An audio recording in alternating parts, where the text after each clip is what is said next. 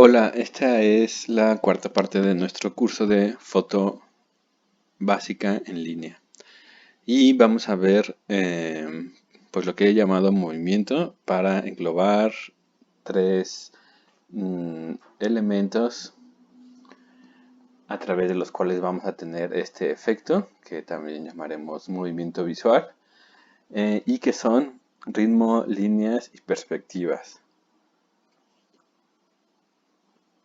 El primero es el ritmo. Vamos a encontrarlo o vamos a percibirlo cuando haya una sucesión o una secuencia de elementos, cuando haya la repetición de un patrón, digamos. En este caso, pues, eh, evidentemente son las columnas de estos arcos que se repiten a la misma distancia, también están en perspectiva, pero vamos, si estuviera la fotografía tomada de frente, pues seguiría habiendo ritmo porque hay esa secuencia, esa repetición o esa sucesión de elementos. Puede ser una sucesión o un patrón simple o compuesto, digamos. Si cada dos columnas hay una escultura, por ejemplo, entonces son dos elementos diferentes, pero como se repiten, pues también hay un patrón, hay esa secuencia. Entonces, eso es el ritmo. También podemos, bueno, aquí las personas en primer plano están bajo la sombra del edificio contiguo, entonces hay poco contraste, pero si se destacara más del fondo, pues también podríamos identificar alguna especie de ritmo, puesto que están a la misma distancia y de hecho el orden decreciente de tamaño, de altura aparente de las personas, pues también implica esa continuidad o esa sucesión más bien. Entonces, no necesariamente está en elementos arquitectónicos, el ritmo, claro que es lo más común, pero pues puede ser en cualquier otro tipo de elementos. Ah, y ese ritmo, pues obviamente al seguir ese patrón, esa repetición, pues nos va a generar un desplazamiento visual. Por eso también, pues hablamos de que hay un movimiento ahí. Otro tipo de movimiento son las líneas, que pueden ser verticales, horizontales o diagonales. Aquí hay dos ejemplos comparativos. Eh, pues obviamente en este caso, en la fotografía de la derecha, si hubiéramos inclinado la cámara para que salieran no verticalmente estas ramas o estos troncos o tallos, no sé cómo se les llama en sí, eh, de cañas, pues estuvieran en diagonal, en lugar de estar paralelos a la vertical de nuestro plano, pues estuvieran de una esquina a la otra. Eso es una toma holandesa, también se le llama, o oblicua.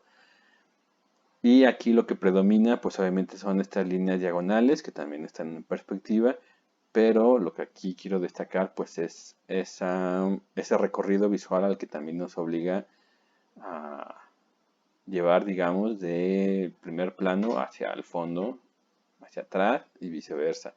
Y también hay una contraposición de esas líneas oblicuas o diagonales con pues las horizontales de el asiento y el respaldo de la banca. Entonces, por eso creo yo que también esa contraposición de líneas hace interesante a esta fotografía, la hace resaltar visualmente, aunque pues los elementos retratados sean muy simples, muy sencillos. Además de la textura, por ejemplo, ese granulado propio de la neblina, no de la película fotográfica, puesto que si es una cámara digital, pues también aporta algo llamativo a la imagen. Y lo último tipo de movimiento que veremos es perspectiva, que se divide a su vez en varias y aquí vamos a revisar tres. La primera es la perspectiva lineal, donde tenemos elementos arquitectónicos que nos van a dar, que nos van a dar la sensación de profundidad. Para empezar, hay que decir que la perspectiva como definición, hay que decir que como definición la perspectiva es una forma de ver el espacio tridimensional. Ah, es una forma de observarlo, puesto que en realidad esto no existe en la vida real, en la naturaleza. Mm, hay un punto de fuga y hay líneas que parten de él que se proyectan a lo largo de nuestra escena, de atrás hacia adelante, generando esa sensación de profundidad de la que hablaba. En el caso de esta imagen, el punto de fuga está situado al centro de la escena, pero también se pudo haber puesto cargado hacia uno de los dos lados, o se pudo haber variado también incluso el ángulo de donde está hecha la toma de la cámara para pues que estuvieran incluso no sobre la mitad más o menos de nuestro formato, sino abajo o arriba, tanto inclinando la cámara como subiéndola o bajándola, acercándonos al piso, por ejemplo. Eso también genera un cambio muy llamativo en la perspectiva, en el tipo de perspectiva que logremos. Entonces decía que es una abstracción de la forma como vemos el espacio en la naturaleza o en la vida real, pues.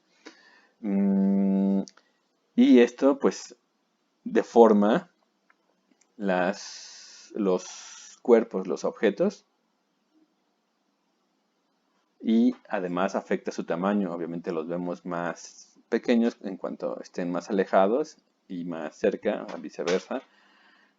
Al estar más cerca los veremos más grandes, pero esa deformación, si tenemos un cubo, bueno, si esto fuera una masa, por ejemplo, bueno, más o menos se aprecia, eh, si esto fuera un cubo, digamos, una masa regular, cuadrada, vemos la cara más cerca a nosotros, más grande que la cara más alejada.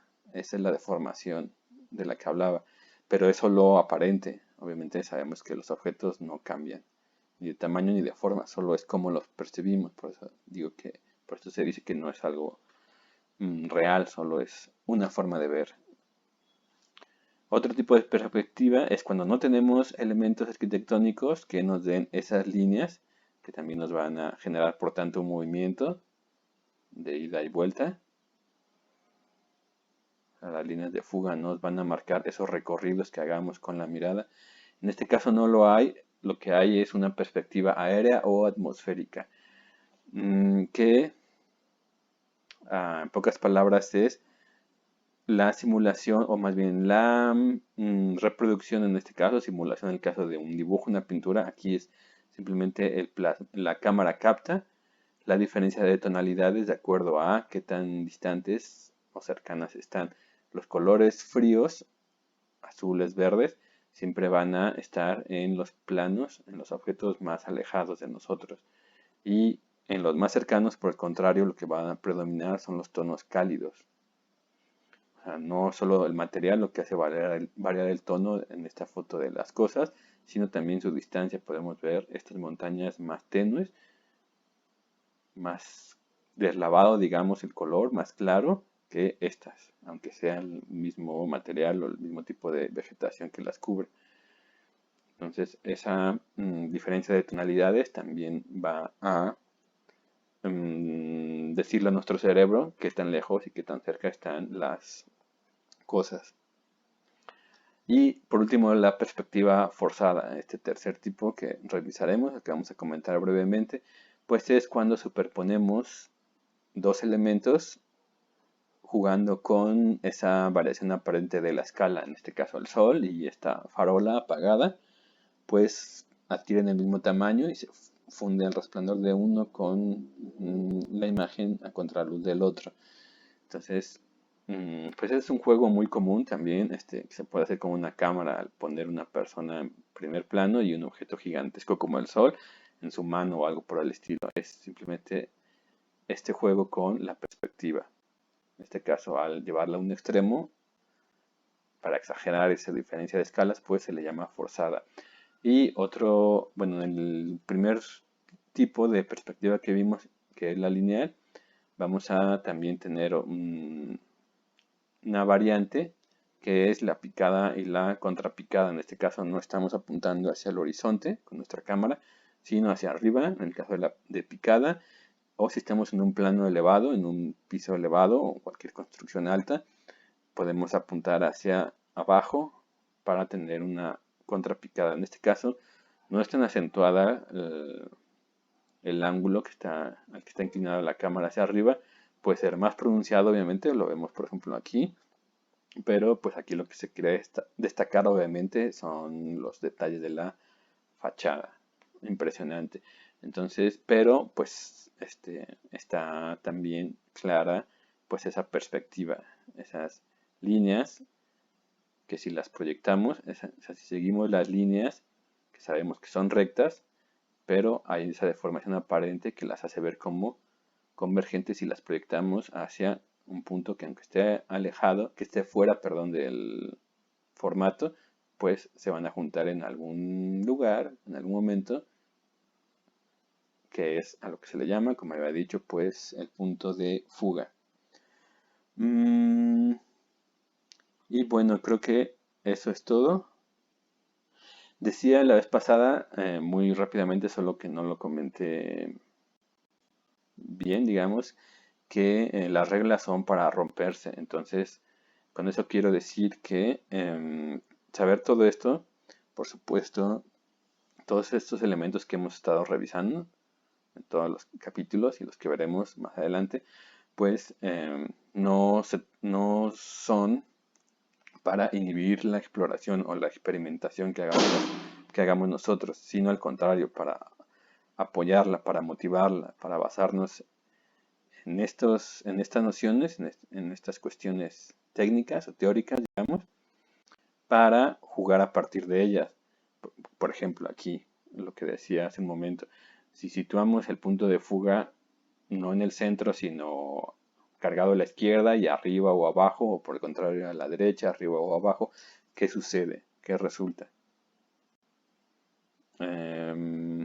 También, por ejemplo, si las líneas estuvieran aquí rectas, o sea, podemos desplazar, rotar alrededor de nuestro objeto y esas líneas más diagonales o más rectas con respecto a nuestro plano, pues van a dar efectos diferentes.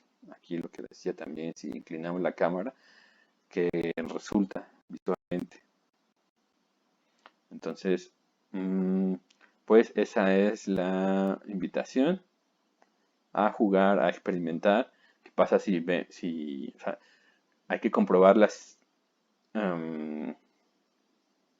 reglas, digamos, por llamarlas así, en la práctica? O sea, ya sabemos que el horizonte no se pone a la mitad, preferentemente, pero ¿qué tal si lo hago dependiendo de la escena, dependiendo de lo que me esté pidiendo la propia escena que tengo ante mí o lo que puedo yo hacer a partir de jugar con ella? Entonces, ¿qué tal si subo el horizonte al primer tercio o al último?